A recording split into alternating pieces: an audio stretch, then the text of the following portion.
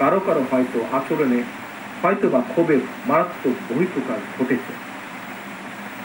প্রিয় দেশবাসী, গণহত্যাকারী খুনি হাসিনা পদত্যাগ করে পালানোর পর আমি তাৎক্ষণিকভাবে দেওয়া একটি বক্তব্যে সবার কাছে আহ্বান জানিয়ে বলেছিলাম, বিজয়ের কাছে পরাজিতরা নিরাপদ থাকলে বিজয়ের আনন্দ মহিমান্বিত হয়।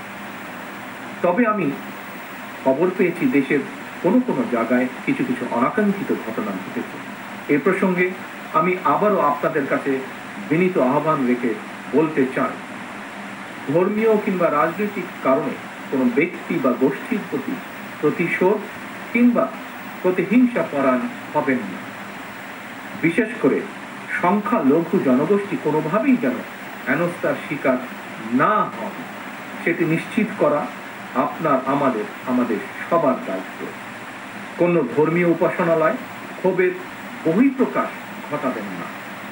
খুনি হাসিনা তার দলীয় এবং ব্যক্তি স্বার্থে রাষ্ট্র এবং সমাজে মানুষে মানুষে ঘৃণা, হিংসা, বিভেদ ছড়িয়েছে।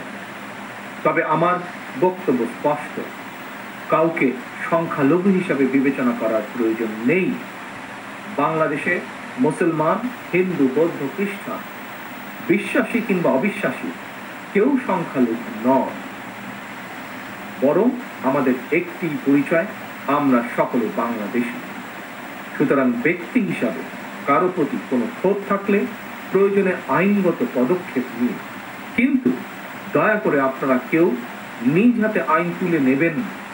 অন্যকে নিরাপদ রাখুন, নিজেকেও নিরাপদ রাখুন। নিজের মহত্ব দিয়ে প্রমাণ করুন আপনি আওয়ামী লীগ নন, বরং আপনি একজন মানুষ।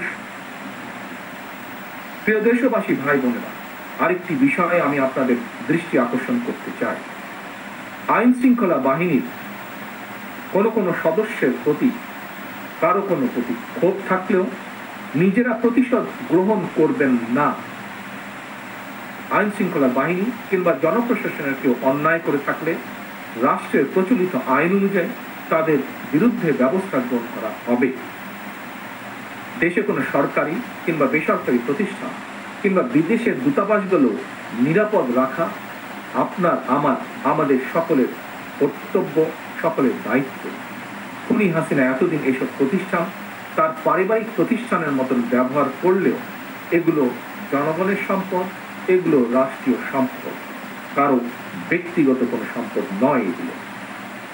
প্রিয় ভাই বোনেরা, প্রিয় দেশবাসী, সবশেষে আমি আবারও আপনাদের কাছে বলবো, কোনো অপশক্তি যাতে ছাত্র জনতার সফল বিপ্লবকে লক্ষ্যচ্যুত করার সুযোগ নিতে না পারে, এই জন্য আমাদের প্রত্যেকটি গণতান্ত্রিক প্রত্যেকটি মানুষকে অত্যন্ত সতর্ক এবং সজাগ থাকতে হবে।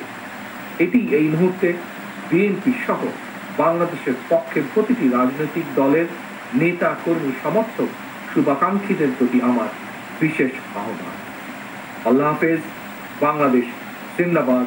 বাংলাদেশ জাতীয়তাবাদী দল জিন্দাবাদ।